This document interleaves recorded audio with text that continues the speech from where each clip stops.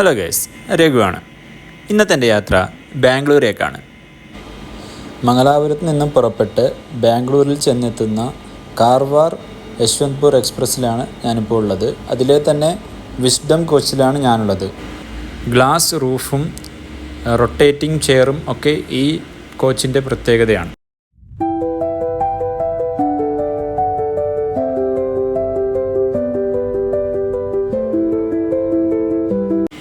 ബാംഗ്ലൂരേക്ക് പോകുന്നതിൻ്റെ ഉദ്ദേശം നന്ദി ഹിൽസ് കാണാൻ വേണ്ടിയാണ്.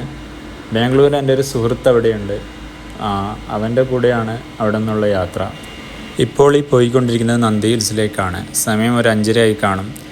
ബാംഗ്ലൂർ എത്തിയതിന് ശേഷം സുഹൃത്തിനെ കണ്ട് അവൻ്റെ റൂമിൽ താമസിച്ച് അടുത്ത ദിവസം രാവിലത്തെ കാഴ്ചകളാണ് ഇപ്പോൾ നിങ്ങൾ കണ്ടുകൊണ്ടിരിക്കുന്നത്.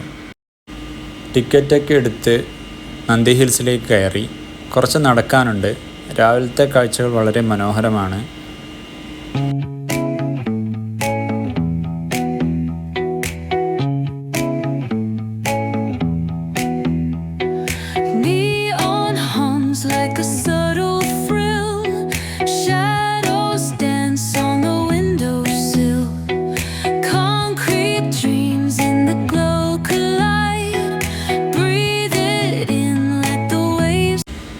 കപ്പിൾസൊക്കെ ഒരുപാട് അവിടെയുണ്ട്.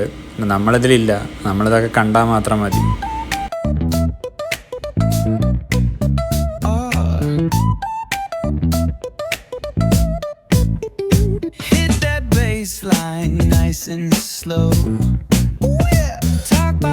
നമ്മളെത്തിയ സമയത്ത് അവിടുത്തെ കാഴ്ചകൾ ഇങ്ങനെയായിരുന്നു. അധികവും മഞ്ഞ് മൂടിയൊരു ക്ലൈമറ്റായിരുന്നു ആ ടൈമിൽ. അങ്ങനെ സമയം കടന്നുപോയി. പതിയെ സൂര്യൻ ഉദിച്ചു തുടങ്ങി. സൂര്യൻ ഉദിച്ച ശേഷം കുറച്ചും കൂടി ഒന്ന് ആ സ്ഥലത്തിൻ്റെ ഭംഗി കൂടി തുടങ്ങി. ഒരുപാട് പേർ ഇവിടെ രാവിലെ സൂര്യോദയം കാണാനായിട്ട് വന്നെത്തിയിട്ടുണ്ട്. നന്ദി ഹിൽസ് അത്യാവശ്യം നല്ല രീതിയിൽ ക്രൗഡഡ് ആയിട്ടുള്ളൊരു പ്ലേസ് തന്നെയാണ്. സമുദ്രനിരപ്പിൽ നിന്ന് 1479 മീറ്റർ ഉയരത്തിലാണ് നന്ദി ഹിൽസ് സ്ഥിതി ചെയ്യുന്നത്. ചൂട് കാലത്ത് 25 മുതൽ 28 ഡിഗ്രി വരെയും തണുപ്പ് കാലത്ത് 8 മുതൽ 10 ഡിഗ്രി വരെയുമാണ് ഇവിടെ താപനില. ഞാൻ പോയത് മാർച്ച് മാസമാണ്. അതുകൊണ്ട് ഒരുപാട് തണുപ്പൊന്നും ഫീൽ ചെയ്തില്ല. തണുപ്പുള്ളൊരു സമയത്ത് പോയാൽ ഇവിടെ കുറച്ചും കൂടി രസമായിരിക്കും.